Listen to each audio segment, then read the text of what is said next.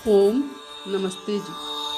आपका स्वागत है आपका अपना चैनल आओ वेद पढ़े में।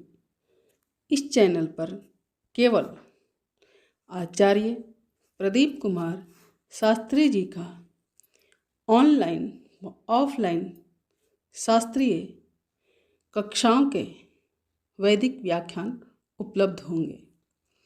अपने चैनल पर आने वाले वीडियो की सूचना पाना चाहते हैं तो लाइक और सब्सक्राइब करें तथा घंटी के बटन को दबाएं, जिससे कि वीडियो अपलोड होते ही सबसे पहले सूचना पा सकें।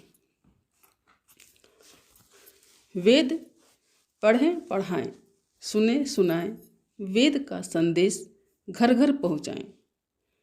ऋषि ऋण को चुकाएं, अपना कर्तव्य निभाएं, जीवन सफल बनाएं।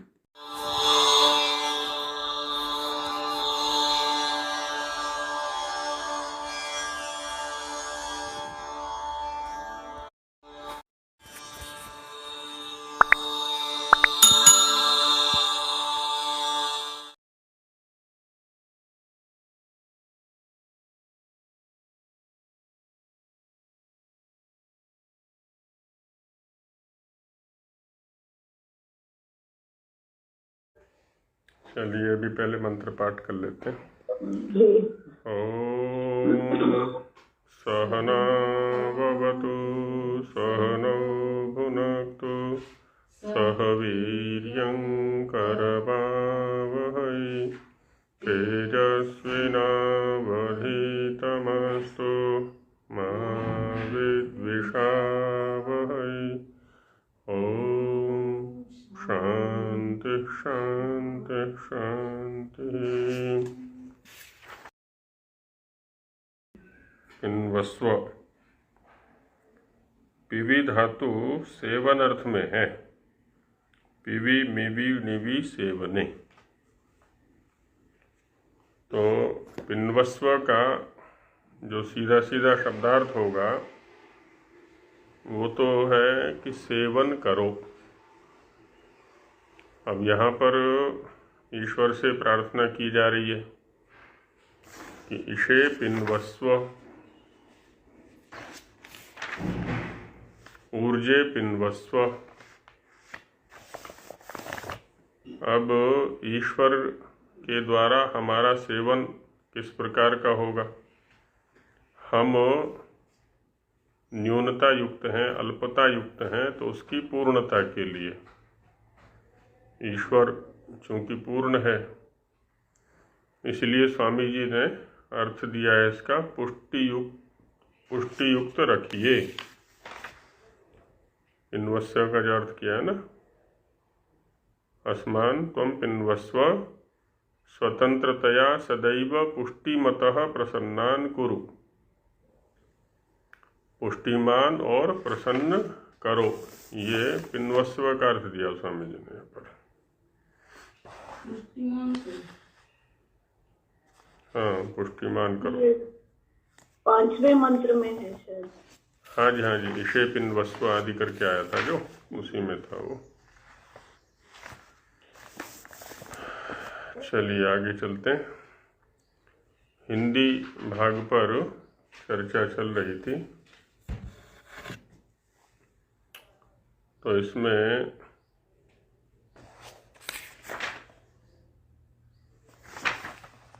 ये प्रथम और द्वितीय मंत्र पर चर्चा हो गई थी। अब यज्ञाग्रतो जो शिव संकल्प का मंत्र है, तो इसका हिंदी भाग में विचार करते हैं।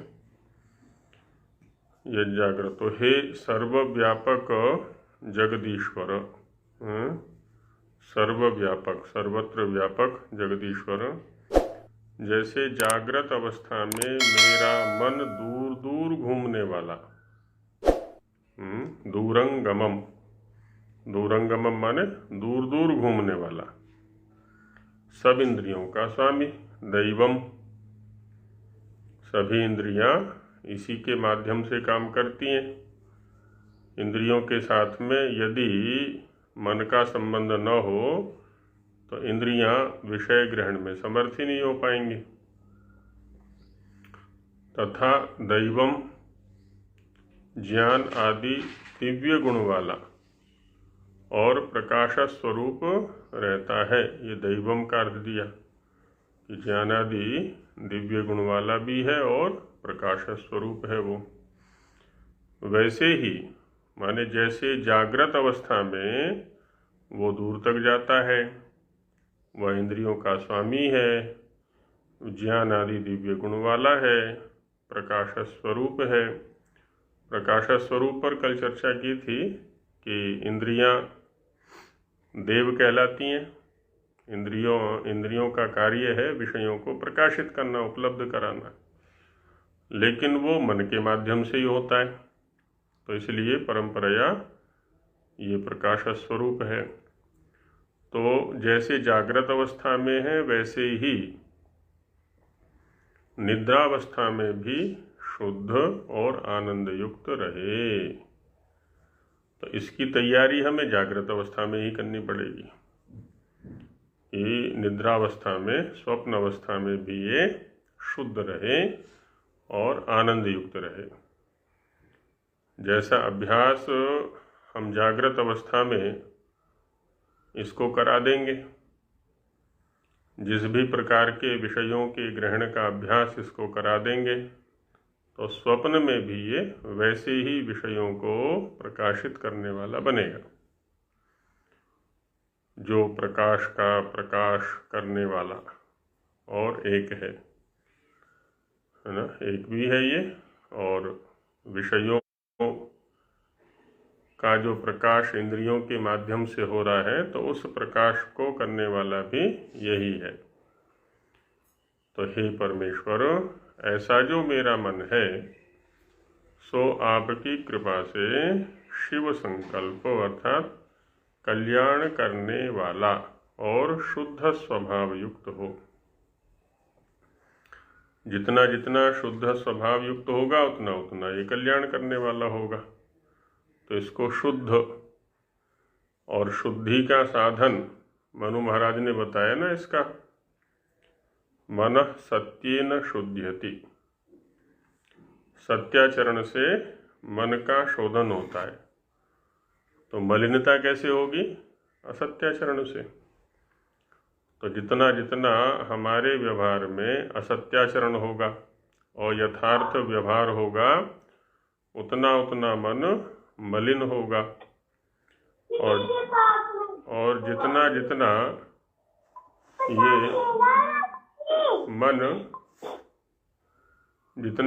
ये मन सत्याचरण युक्त होगा, सत्य व्यवहार युक्त होगा, उतना उतना ये शुद्ध होगा, पवित्र होगा।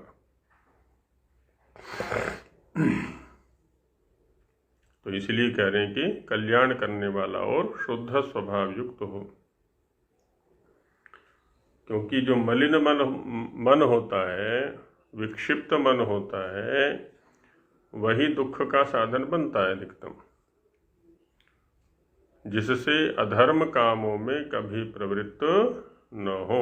मलिन मन होगा तो अधर्म में प्रवृत्ति कराएगा, शुद्ध मन होगा तो धर्म माने यथार्थ जो है जैसा है उसी में प्रवृत्ति होगी फिर हमारी।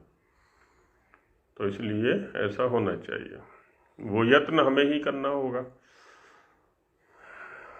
इसी प्रकार से वाजश्चमे इत्यादि शुक्ल यजुर्वेद के 18वें अध्याय में वर्तमान मंत्र ईश्वर के अर्थ सर्वस्व समर्पण करने के ही विधान में है। कहते हैं यजुर्वेद के 18वें अध्याय के जो मंत्र हैं वो सारे के सारे यही संकेत कर रहे हैं, बता रहे हैं, विधान कर रहे हैं कि जो कुछ भी हम अपना माने हुए हैं वो सब ईश्वर का ही है।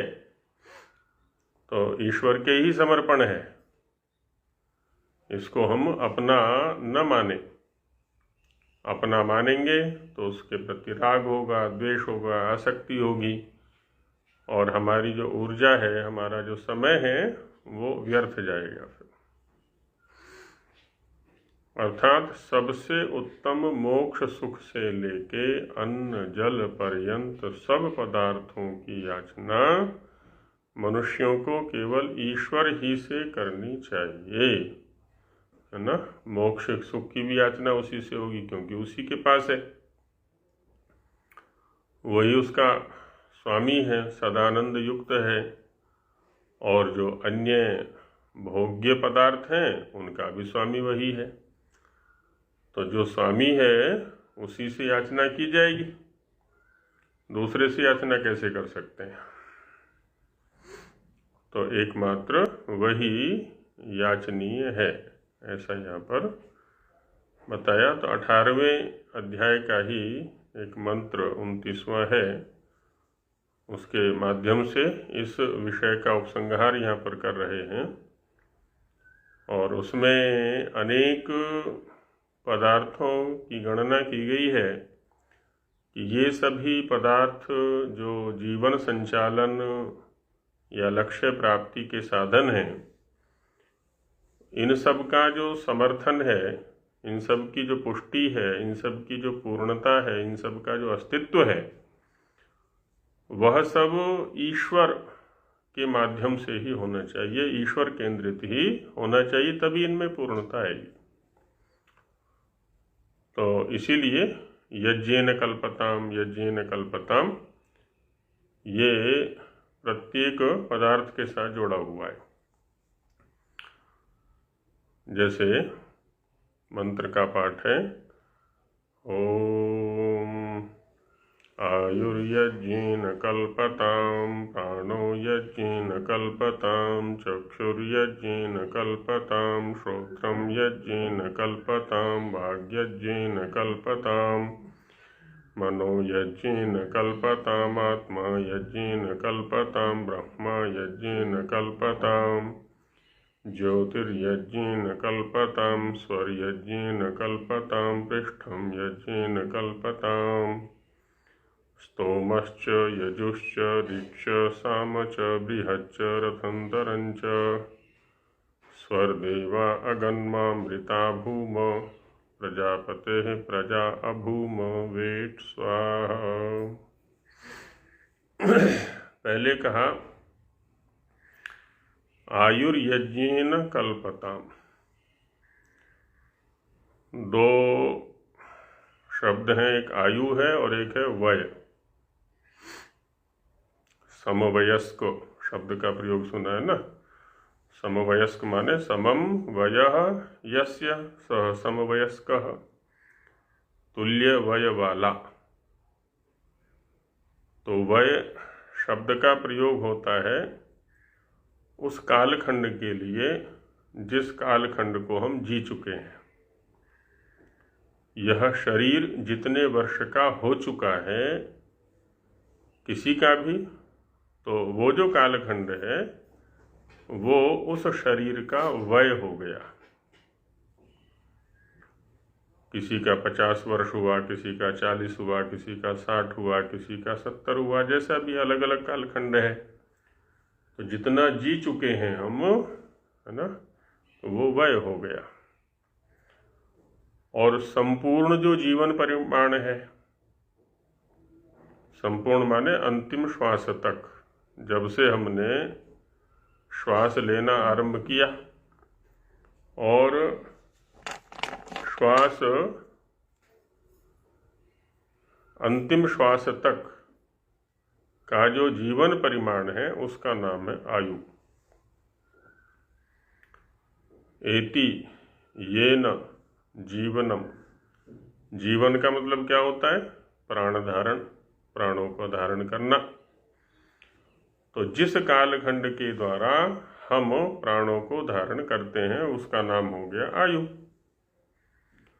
तो इस संपूर्ण जीवन परिमाण को आयु कह दिया जाता है। अच्छा, उसमें भी पहले एक विवाद चलता रहा है, सभी ने सुना भी होगा कि आयु निश्चित है या अनिश्चित। आयु का जो परिमाण है वो निश्चित है कि अनिश्चित है, क्योंकि दार्शनिक लोग भी ऐसी ही घोषणा करते हैं कि प्रत्येक व्यक्ति का आयु, कर्म, वित्त आदि गर्भ में ही निश्चित हो जाता है। जाति, आयु और भोग आदि जो हैं वो सब गर्भ में ही निश्चित हो जाते हैं। तो इसका मतलब निश्चित हो गया। यदि निश्चित हो गया तो फिर आयुर्वेद आदि शास्त्रों में, यहाँ तक कि वेद के अंदर भी वैदिक लोग आयुष्काम यज्ञ करते हैं कि हमारी आयु और बढ़ जाए। आयुर्वेद में वयः स्थापक औषध हैं, आयु को बढ़ाने के योग हैं कुछ, तो वो तो व्यर्थ हो गए। यदि आयु निश्चित है, जीवन परिमाण निश्चित है, तब तो व्यर्थ हो गए। अब या तो आयुर्वेद गलत है या फिर दर्शन वाले गलत हैं, किसी एक को गलत होना पड़ेगा। तो सामंजस्य जब बिठाते हैं हम, तो उसमें ये बात आती है कि दोनों ही गलत नहीं है, क्योंकि दोनों ही आर्ष प्रज्ञा से निकले हुए वचन हैं। ना तो दर्शन वाले अनुचित बोल रहे हैं और ना ही आयुर्वेद वाले अथवा जो भी आयु को बढ़ाने वाले हैं वो गलत बोल रहे हैं। इस आयु शब्द को हम युक्ति से समझने का प्रयास करें थोड़ा सा। जब हम किसी वाहन को लेने जाते हैं अथवा किसी यंत्र को लेने जाते हैं, तो यंत्र का जो निर्माता है, कंपनी या कोई व्यक्ति हो सकता है, उससे हम पूछा करते हैं कि इस वाहन की आयु क्या है, लाइफ क्या है, या इस जो साधन है, यंत्र है, इसकी आयु क्या है। तो वो बता देता है कि 10 वर्ष या 20 वर्ष या 50 वर्ष। यहाँ तक कि जब मकान बनाते हैं तो मकान में लगने वाला जो मटेरियल है, सीमेंट है, ईंटें हैं, लोहा है, जो कुशल परीक्षक होते हैं तो वो उनकी भी आयु निर्धारित कर देते हैं कि इस मटेरियल से बना हुआ, इन घटकों से अब बना हुआ जो मकान है उसकी आयु ये होगी, 20 वर्ष, 30 वर्ष या 50 वर्ष जो भी है। तो इन सभी व्यवहारों में यदि हम देखें, वाहन के प्रसंग में जब वाहन की आयु पूछी गई, वाहन की आयु से तात्पर्य होता है यह वाहन ठीक स्थिति में कब तक कार्य करेगा, माने जैसा हमने अभी कंपनी से लिया है इसी रूप में ये कब तक चलता रहेगा, इसमें खराबियां कब तक नहीं आएंगी, ये अस्वस्थ कब तक नहीं होगा। ऐसे ही किसी यंत्र के विषय में हमने कुकर लिया या कुछ और लिया, वहाँ पर भी यही बात आती है।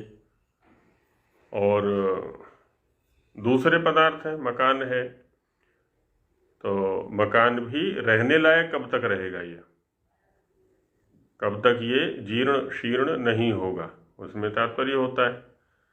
अब देखा जाए तो वाहन बाद में भी बना रहता है अनेक वर्षों तक, ऐसी अन्य यंत्र बाद में भी बने रहते हैं, मकान बाद में भी बना रहता है, लेकिन उसको हम कहते हैं कि ये खंडहर हो गया, अब ये रहने लायक नहीं है। तो यहाँ सर्वत्र व्यवहार में हम देख रहे हैं कि कोई वस्तु जब तक अपने स्वस्थ अस्तित्व में रहते हुए सक्रिय रहती है तो उसको उस वस्तु की आयु कहा जाता है। ठीक वैसे ही माना कि जीवन परिमाण निश्चित हो गया अपने प्रारब्ध के आधार पर, पूर्व जन्म के कर्मों के आधार पर हमारा जीवन परिमाण निश्चित हो गया, एक बार को मान ले। लेकिन इस शरीर की जो कार्य करने की क्षमता है उसको हम घटा भी सकते हैं और बढ़ा भी सकते हैं। यह शरीर अधिक समय तक सक्रिय रह सकता है या बहुत शीघ्र ही निष्क्रिय हो सकता है। यदि आहार विहार इसको अनुकूल दिया जाए शरीर को, तो बहुत समय तक, या कहें कि अंतिम श्वास तक भी इसको सक्रिय रखा जा सकता है। ये आयु बढ़ गई इसकी, माने कार्य करने की जो क्षमता है, कार्य करने का जो कालखंड है, सक्रियता का जो कालखंड है वो बढ़ गया। और यदि इसको आहार विहार अनुचित दे दिया जाए, जो इसके अनुकूल नहीं है, ऐसे आहार विहार इसको दे दिए जाए, तो इसकी जो कार्य क्षमता है वो कम हो जाएगी, तो ये आयु कम हो गई इसकी। इसको कार्य तो करना था 70 वर्ष तक, ये 50 वर्ष में ही बोल जाएगा, है ना। 50 वर्ष में वो निष्क्रिय हो जाएगा या 40 में ही निष्क्रिय हो जाएगा। और ये हम अपने आसपास देख भी सकते हैं। जिन लोगों ने इस शरीर रूपी रथ को मेंटेन नहीं किया, समय पर इसको उचित आहार विहार नहीं दिए, तो उनका जो शरीर है बहुत जल्दी टिक जाता है, तो उनकी आयु कम हो गई। क्योंकि कार्य अब खाट में पड़ा पड़ा वो आयु में थोड़ा ना गिना जाएगा। जो निष्क्रिय स्थिति है इसकी, वो इसकी आयु में गिनती नहीं होगी जब तक ये सक्रिय है। जिस लक्ष्य के लिए, जो कार्य करने के लिए ये मिला था, जब तक उस लक्ष्य के अनुकूल उस कार्य को ये कर रहा है, वस्तुतः जीवन तो वो है, आयु तो वो है इसकी। बाकी खाट में पड़े पड़े ही समय को बिताया जा रहा है, रोगों का घर बना लिया इसको दुनिया भर के। किसी भी प्रकार की कोई सक्रियता इसमें रही नहीं, ना बौद्धिक कोई सक्रियता रख रहे हैं, ना मानसिक है, ना शारीरिक है, किसी प्रकार कुछ है ही नहीं। तो वो तो होना न होना बराबर है। तो कहते हैं कि आयुर्यज्ञेन कल्पता, ये जो आयु है, जो जीवन परिमाण है, जिस कालखंड में हम प्राणों का आदान प्रदान कर रहे हैं, श्वास प्रश्वास चल रहे हैं, तो वो कालखंड आयु यज्ञेन, परमेश्वर के द्वारा समर्थित होवे, है ना। कृपु सामर्थ्य से कल्पताम बनता है। परमेश्वर समर्पित यदि होगा तो ये आयु समर्थित होगा, समर्थ होगा। और परमेश्वर समर्पित नहीं होगा तो ये असमर्थ होगा। क्योंकि सामर्थ्य का जो आधार है, सामर्थ्य का जो भंडार है, अनंत सामर्थ्य का भंडार तो परमेश्वर है। उसका आश्रय लिया नहीं हमने, हम तो प्रकृति के आश्रय पर ही टिके रहे। प्रकृति का जो आश्रय है, प्राकृतिक पदार्थों का जो सामर्थ्य है, वो तो सीमित है, सीमित काल के लिए ही वो दे सकते हैं। तो इसलिए कहा कि आयुर्यज्ञेन कल्पता, ऐसे ही कहा प्राणो यज्ञेन कल्पता। ये जो हमारे श्वास प्रश्वास आ जा रहे हैं, संपूर्ण शरीर को धारण करने का जो आधार प्राण है, कहते ये भी ईश्वर के द्वारा ही समर्थित होना चाहिए, ईश्वर के प्रति समर्पित होना चाहिए। हमारा प्रत्येक श्वास प्रश्वास ईश्वर के प्रति समर्पित होना चाहिए। क्यों?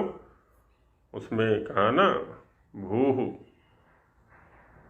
भूरिति वै प्राणः। ईश्वर क्या है जी? प्राणों से भी प्यारा है।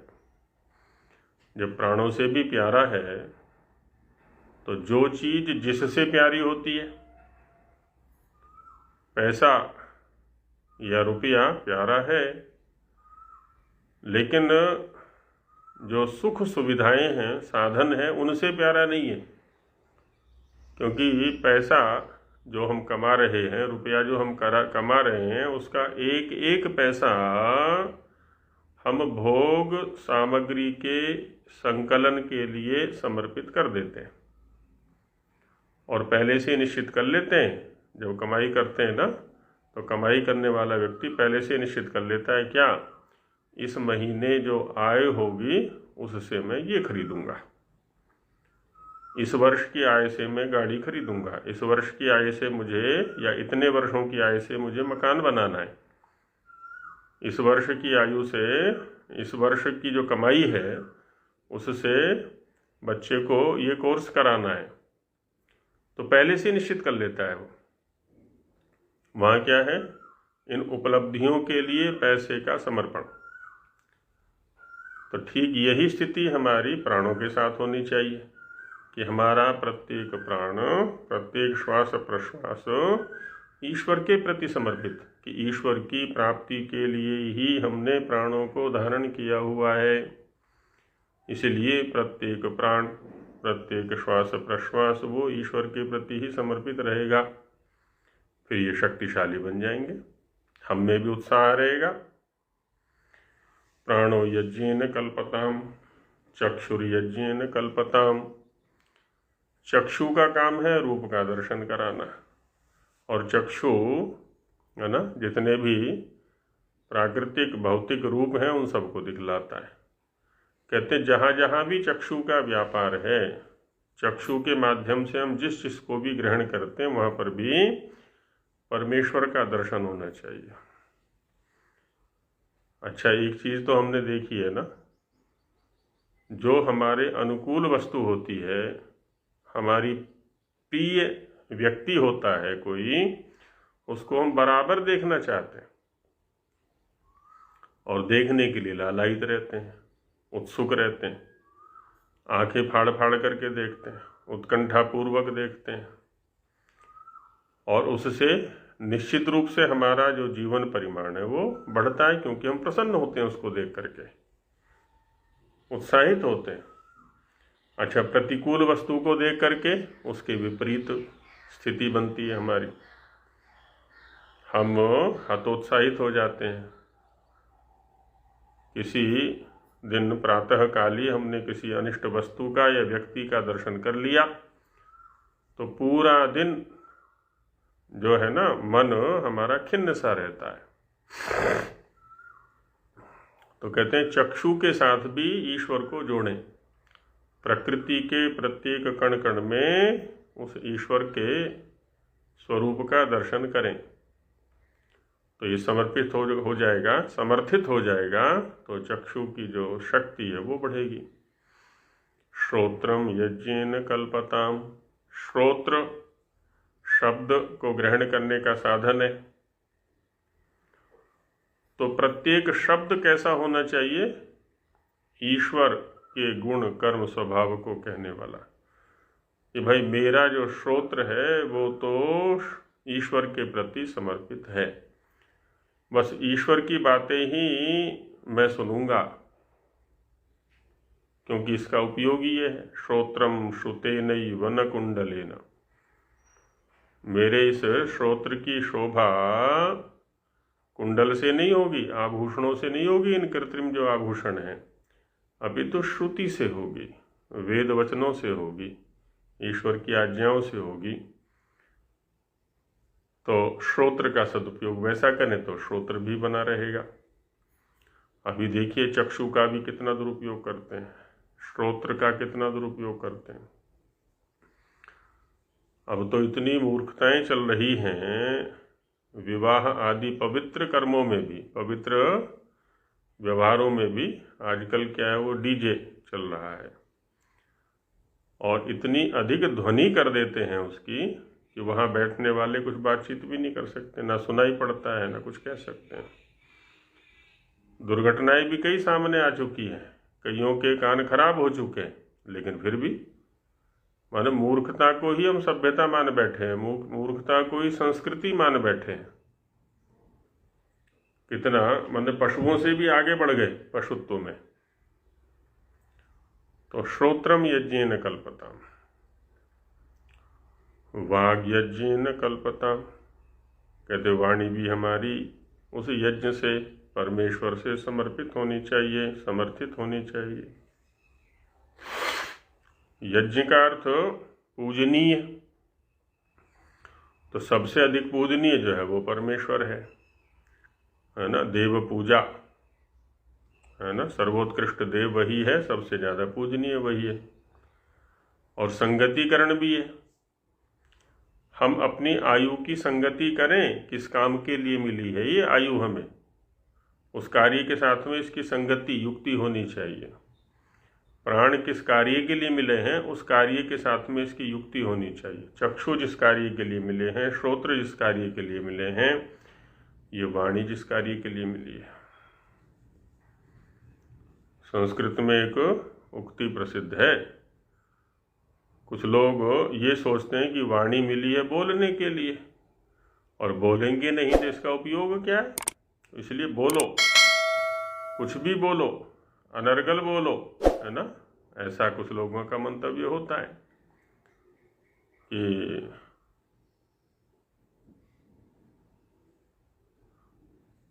वाणी, तो वाणी का क्या है, ये दुरुपयोग है, सदुपयोग नहीं है। यहाँ वेद बता रहा है कि वाणी का जो सदुपयोग करना है वो यज्ञ के लिए करना है। ऐसा नहीं है कि मुखमस्तीति वक्तव्यम दश हस्ता हरित की, कि मुख है इसका और काम क्या है भाई, मुखमस्तीति वक्तव्यम, तो बोलो। क्या बोले कि हमारे बाग में एक बार 10-10 हाथ की हरड़ हुई थी, अब कुछ भी गप मार दे क्योंकि मुख है, इसके ऊपर कोई नियंत्रण तो है नहीं। तो ऐसी गप्पे खूब मारी जाती हैं, कभी आविष्कार के नाम पर, कभी विज्ञान के नाम पर, कभी न जाने कितनी कितनी मूर्खताएं चल रही हैं। तो वाणी भी हमारी कैसी है, यज्ञ के प्रति समर्पित होनी चाहिए, यज्ञ से समर्थित होनी चाहिए, परमेश्वर के प्रति। एक एक शब्द हमारा जो निकले वो परमेश्वर के गुण कर्म स्वभाव को कहने वाला होना चाहिए, क्योंकि मिली इस काम के लिए है। जितनी भी ज्ञानेंद्रियां हैं अथवा कर्मेंद्रियां हैं, उन सब का प्रयोग यही तो है, हम ईश्वर को जाने, ज्ञानेंद्रियों के माध्यम से ईश्वर को जाने और ईश्वर के अनुकूल कर्म करें। कर्मेंद्रियां इसलिए मिली हैं कि ईश्वर के अनुकूल हम कर्म कर सकें, और वो ना करके हम कुछ और करते हैं तो वो दुरुपयोग हो जाता है फिर इसका। तो वाणी का भी इसी प्रकार से, वागिंद्रिय का भी इसके प्रयोजन के साथ में संगतिकरण करें, और ये चिंतन हमारा प्रतिक्षण चलते रहना चाहिए। जब भी हम किसी इंद्रिय का उपयोग करने चलते हैं, जब हम कुछ देख रहे होते हैं, कुछ सुन रहे होते हैं, कुछ सूंघ रहे होते हैं, कुछ खा रहे होते हैं, कुछ बोल रहे होते हैं, कुछ स्पर्श कर रहे होते हैं, है ना, पैर हमारे गति कर रहे हैं, हाथ हमारे कार्य कर रहे हैं, तो किसी भी इंद्रिय के स्तर पर कुछ भी हम गतिविधि कर रहे हैं ना, तो प्रत्येक गतिविधि के साथ में हमारा जो चिंतन है वो ये जानना चाहिए कि ये गतिविधि लक्ष्य के अनुकूल है या प्रतिकूल है, उन्नति कराने वाली है या अवनति कराने वाली है। ये ध्यान हमारा जाना चाहिए, और ये ध्यान जाता है स्वाध्याय से। जो नियमित स्वाध्याय करते हैं उन्हीं का ध्यान जा सकता है, जो स्वाध्याय नहीं करते हैं उनका ध्यान जाएगा ही नहीं। क्योंकि स्वाध्याय करने में क्या है, ऋषि या वेद हमें विवश करेंगे चिंतन करने के लिए, बार बार हमारे सामने ऐसे प्रसंगों को उपस्थापित करेंगे वो, जिससे बताया जाएगा, जिन प्रसंगों में बताया जाता है कि ऐसा ऐसा करने से तुम्हारा जीवन व्यर्थ हो जाएगा, ऐसा ऐसा करने से जीवन की सार्थकता है। तो ये स्वाध्याय है ना, जैसे घर के अंदर क्या होता है, माता पिता हैं अपने बच्चों के ऊपर, तो जब तक बच्चे बच्चे हैं तो माता पिता प्रतिक्षण उनका ध्यान रखते हैं, ऐसे करो, ऐसे नहीं करो। देखो बच्चा उधर तो अग्नि के पास तो नहीं जा रहा है, कहीं जल कुंड के पास तो नहीं जा रहा है, उधर ना गिर जाए, कहीं स्टोव के पास तो नहीं जा रहा है, कहीं विद्युत, है ना, बिजली के पास तो नहीं जा रहा है, करंट ना लग जाए इसको। प्रतिक्षण बच्चे पर ध्यान रहता है, माता का भी और पिता का भी, संभालते रहते हैं उसको। यही कार्य जीवन भर ऋषि करते हैं, हमें संभालने का, स्वाध्याय के माध्यम से। जब हम ऋषियों का स्वाध्याय करते हैं ना, तो ऋषि हमें पदे पदे संभालते हैं। वेद का स्वाध्याय करेंगे, ईश्वर हमें संभालेंगे। क्योंकि वहाँ ईश्वर की आज्ञाएं हैं। यहाँ ऋषियों के मंतव्य हैं, आदेश हैं, अनुशासन है, और वहाँ ईश्वर का है। ऋषियों के भी आदेश ईश्वर की आज्ञाओं के अनुकूल ही है। तो यही हमें विवश कर सकते हैं। वाग्यज्ञेन कल्पताम मनोयज्ञेन कल्पताम। मन मनन का साधन है, चिंतन का साधन है, विचार का साधन है, संकल्प विकल्प का साधन है। अब ये जो हम मनन कर रहे हैं, संकल्प कर रहे हैं, विचार कर रहे हैं, चिंतन कर रहे हैं, ये लक्ष्य के अनुकूल है कि प्रतिकूल है? हमने मनुष्य शरीर धारण किया है, तो मनुष्य जीवन के अनुकूल है या प्रतिकूल है? इस मनुष्य जीवन का लक्ष्य जो है उस लक्ष्य के अनुकूल है कि प्रतिकूल है? तो चिंतन के स्तर पर ही हमारी ये जागरूकता बननी चाहिए कि ये ईश्वर की प्राप्ति के अनुकूल मेरा चिंतन चल रहा है या नहीं चल रहा है। क्या मेरा जो चिंतन है ना, एक व्यावहारिक स्तर पर भी हम थोड़ा देख सकते हैं कि मैं जो सोच रहा हूँ या सोच रही हूँ, क्या ये चिंतन ऐसा है जिसको मैं किसी के भी सामने प्रकट कर सकता हूँ,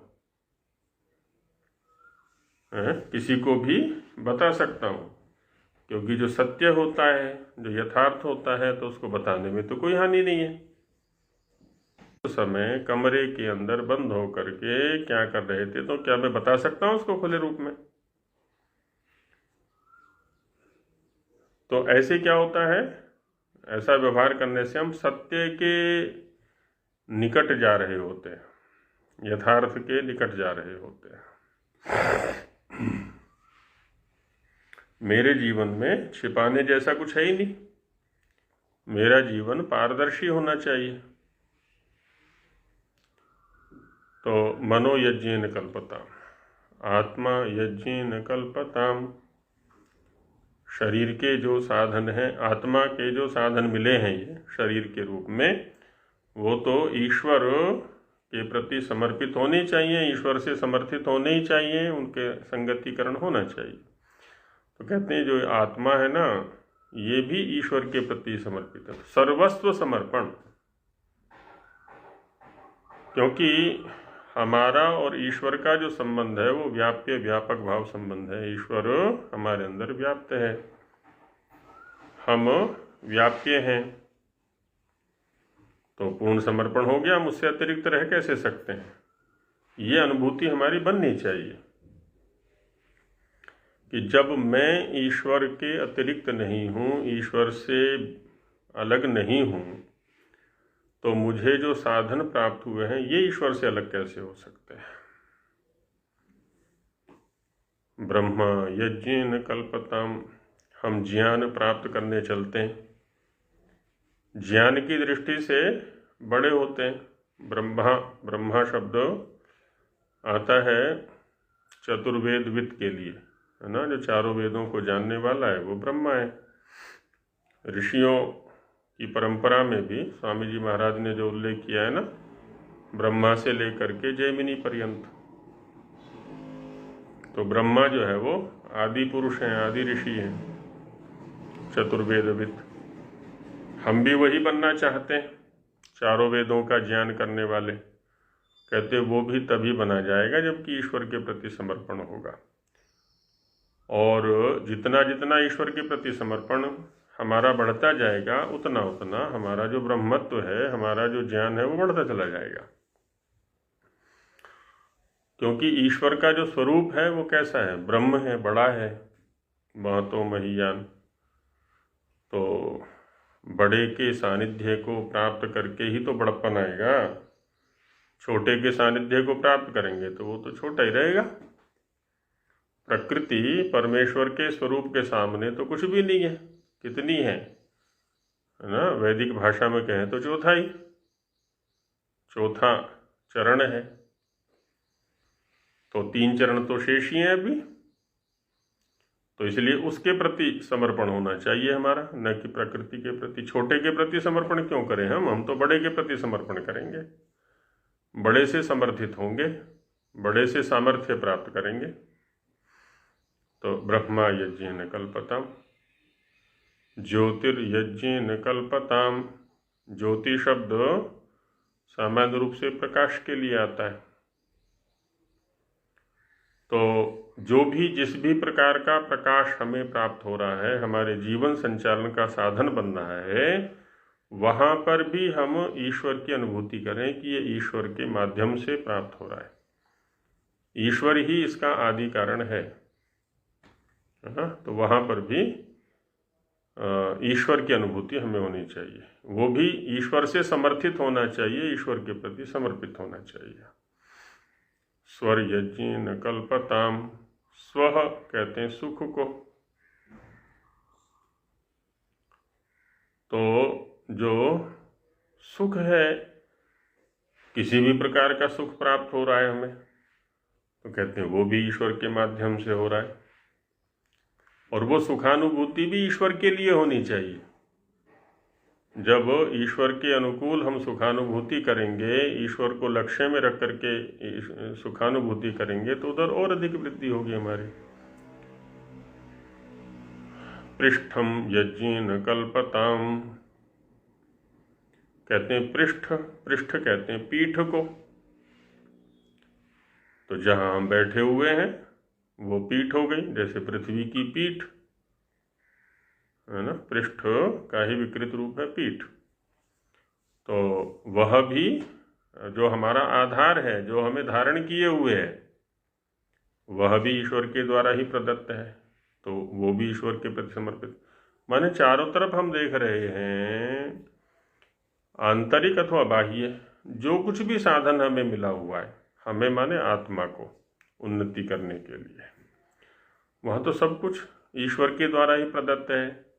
और ईश्वर के लिए ही, ईश्वर की प्राप्ति के लिए ही उसका सेवन हम कर रहे हैं, हमें करना है। क्योंकि अंतिम जो प्रयोजन है वो तो ईश्वर की उपलब्धि है। तो पृष्ठम यज्ञेन कल्पताम, वहां पर भी ईश्वर भाव रखें। और स्तोमश्च यजुश्च ऋक्ष सामच। स्तोम स्तुति के लिए आता है। स्तोम वैसे तो वैदिकों का एक पारिभाषिक शब्द भी है ये।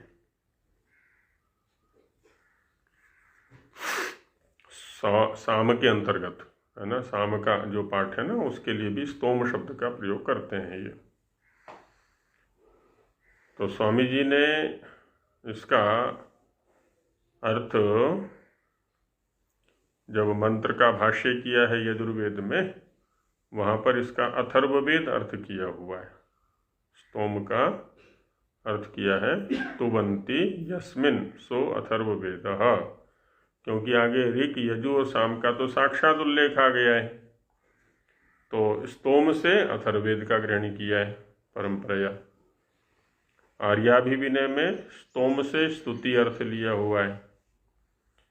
और यहाँ अभी जो आगे व्याख्यान करने वाले हैं, तो वहाँ पर भी स्तोम से स्तुति समूह यह अर्थ लिया हुआ है। स्तूयते अनेन इति स्तोमः, जिसके द्वारा स्तुति की जाए। एक होती है स्तुति और एक होती है प्रशस्ति, है ना। ष्टुयि स्तुतौ धातु से स्तुति बनता है या स्तोम बनता है, और शंसु धातु से जो है प्रशस्ति या प्रशंसा बनता है। तो शाब्दिक स्तर पर जो होती है वो प्रशस्ति होती है, प्रशंसा होती है।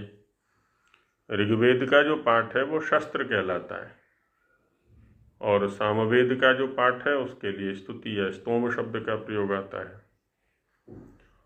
तो हृदय से, क्योंकि साम का संबंध गान के साथ है और गान का संबंध हृदय के साथ है ना। गान हृदय से फूटा करता है। जो संगीतकार होते हैं, जो कवि होते हैं, कवि वही हो सकता है जो सहृदय होता है, जो सोचने का काम हृदय से करते हैं।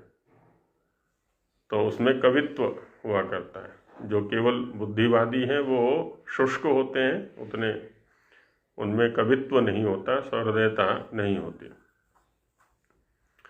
तो हृदय से जो फूटती है वो स्तुति है, वाणी के स्तर पर जो है वो प्रशस्ति है या प्रशंसा जिसको कहते हैं।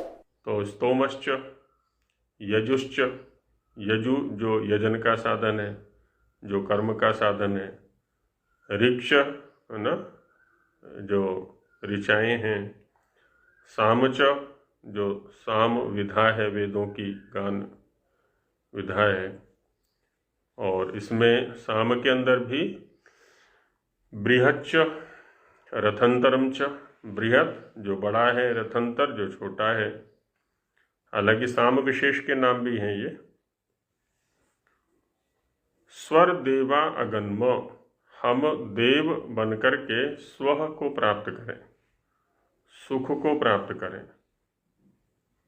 अमृता अभूम, हम अमृत हो जाएं, हम मुक्ति के अधिकारी हो जाएं, हम ऐसी स्थिति को प्राप्त करने वाले हो जाएं जहाँ पर कि मृत न हो, मरण न हो, आवागमन का चक्र न हो, जन्म मरण का चक्र न हो, हम ऐसी स्थिति को प्राप्त करें। उसके लिए क्या करना है? प्रजापते है, प्रजा अभूम, जो वो प्रजापति है उसकी प्रजा बन जाएं। अभी तो हम प्रकृति की ही प्रजा बनने में अपने आप को अधिक गौरवान्वित अनुभव करते हैं। मेरे पिताजी ये हैं, मेरी माताजी ये हैं, मेरा पुत्र ये है, आदि आदि यहीं पर व्यवहार करते रहते हैं। परमेश्वर से स्वयं को जोड़ ही नहीं पाते। व्यावहारिक स्तर पर तो ये भी आवश्यक है, हमारे माँ भी हैं, हमारे पिता भी हैं, हमारी संतानें भी हैं, हमारे और भी संबंधी हैं, तो व्यवहार इन्हीं से चलता है सारा का सारा।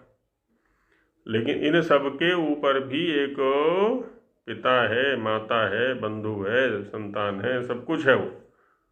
त्वमेव माता च पिता त्वमेव, त्वं ही नः पिता वसो, त्वं माता शतक्रतो बभूविथा, सनो बंधुर्जनिता स्वविधाता। न सारे व्यवहार वहाँ एक में ही जाकर के परिपूर्ण हो जाते हैं। उसकी प्रजा हम बन जाएं। जब उसकी प्रजा, उसके साथ में अपना संबंध जोड़ लेंगे, उसके साथ में हम पिता पुत्र भाव संबंध जोड़ लेंगे कि वो पिता है, हम उसकी संतान हैं, तो बस हम अमृत होंगे। क्योंकि जिसके हम संतान होते हैं, एक स्वाभाविक एक व्यवहार है, लोक में व्यावहारिकता है ना, एक कि पिता की संपत्ति का अधिकारी उसका पुत्र होता है। अब जो भी संपत्ति है, चल संपत्ति भी हो सकती है, अचल संपत्ति भी हो सकती है। तो अब हमने इस शरीरधारी को पिता बनाया है मुख्य रूप से, तो उसके पास क्या है? संपत्ति के रूप में कुछ बैंक बैलेंस है, मकान है, कुछ और प्रॉपर्टी हो सकती है। इसी के ऊपर झगड़ा करते रहते हैं, झगड़े हो जाते हैं जहाँ कई की संतानें होती हैं। तो परमेश्वर यदि हमारा पिता बन जाए, हम परमेश्वर के पुत्र बन जाएं, उसके संतान बन जाएं, हम आर्य बन जाएं। आर्य ईश्वर पुत्र निरुक्त में कहा हुआ है, और अष्टाध्यायी में भी सूत्र आया, आर्य स्वामी वैश्यो हो। कहते हैं आर्य शब्द जो है ना, स्वामी और वैश्य के लिए आता है। तो आर्य स्वामी, सबसे बड़ा स्वामी वो है। तो आर्यस्य अपत्यम, आर्यस्य पुत्र आर्य। तो हम उस आर्य की संतान बन जाएं, हम उस स्वामी की संतान बन जाएं, हम उस ईश्वर की संतान बन जाएं, तो उसकी प्रॉपर्टी के उत्तराधिकारी हम हो जाएंगे। उसकी प्रॉपर्टी में से हिस्सा मिलेगा फिर हमें। और जब तक इस पिता की संतान बने रहना चाहेंगे, तब तक यहाँ की प्रॉपर्टी का उत्तराधिकार मिलेगा हमको। अब ये हमारे ऊपर बात है कि किस प्रॉपर्टी में हमें हिस्सा चाहिए, किस प्रॉपर्टी के हम उत्तराधिकारी बनना चाहते हैं। उस सदानंद, उस अमृत है ना, जहाँ ना मृत्यु है, ना जन्म है, न दुख का लेश भी है, उस प्रॉपर्टी के हम स्वामी बनना चाहते हैं, उत्तराधिकारी बनना चाहते हैं, तो हम उसको पिता बना लें। तो वेद भी यही कह रहा है, प्रजापते है प्रजा अभूम, हम प्रजापति की प्रजा बने, तभी होगा ये। और इसके लिए क्या है, वेट स्वाहा, अंत में कहा वेट स्वाहा, विशति सर्वत्र इति वेट,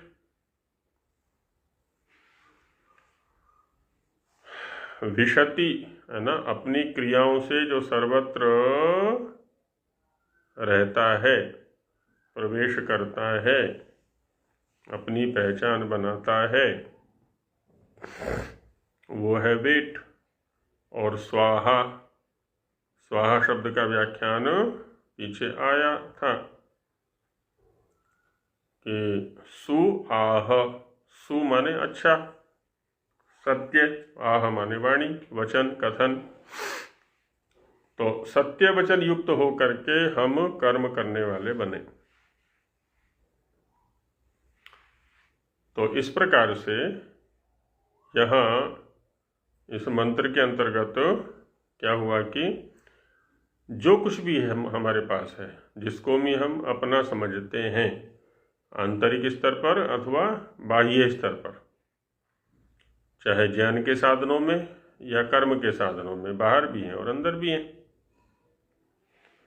ऐसे ही जो संपत्ति है, ज्ञान के रूप में संपत्ति है या अन्य रूप में संपत्ति है, इंद्रियां हैं, सब कुछ उसी के प्रति समर्पित, सब कुछ उसी से समर्थित होना चाहिए। तो इसको कहते हैं समर्पण, है ना, ईश्वर के प्रति सर्वस्व। सर्वस्व, सर्वस्व माने जो कुछ भी स्व है, अपना है, आत्मीय है, उस सब का समर्पण, कि यह सब उसी का है। समर्पण से तात्पर्य है निकम्मापन नहीं है, वहां पर कहा है ना कि अजगर करे न चाकरी, पंछी करे न काम, दास मल्लुका कह गए सबके दाता राम, कि सब कुछ का स्वामी तो वही है, सब देने वाला वही है। पेट उसने दिया है तो भोजन भी देगा, जीवन दिया है तो जीवन के साधन भी देगा। तो उसने वेद भी तो दिया है, पेट तो देख लिया, वेद को क्यों नहीं देख पा रहे? उसने आज्ञाएं भी तो दी हैं, कुर्वन्ने वेह कर्माणि विशेषतम समाह, ये आज्ञा भी तो दी है उसने, तेन त्यक्तेन भुंजी था। निकम्मा बैठने के लिए वो नहीं कह रहा है।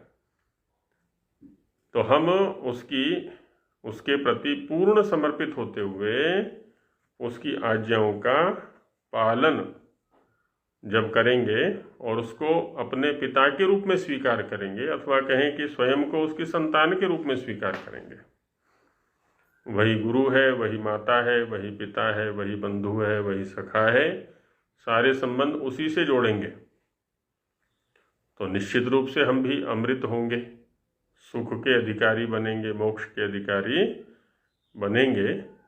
ऐसा यहाँ चिंतन इस मंत्र में दिया गया।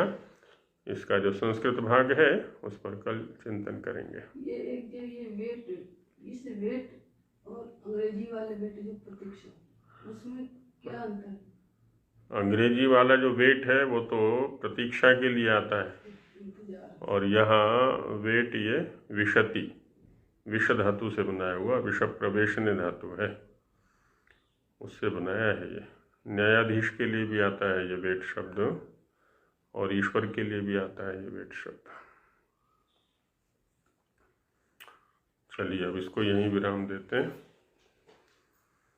ओम सहना भवतु सहनो भुनक्तु सह वीर्यं करवावहै तेजस्विनावधीतमस्तु मा विद्विषावहै।